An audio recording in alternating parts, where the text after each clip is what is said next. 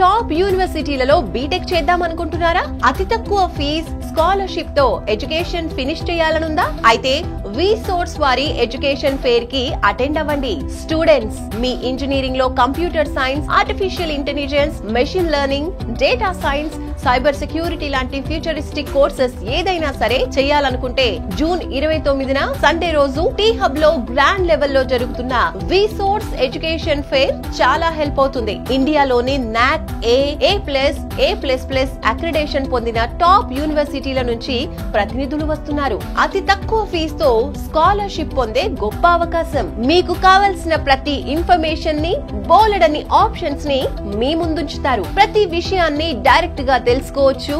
మీరు కోరుకున్న క్యాంపస్ లలో జాయిన్ అవ్వచ్చు.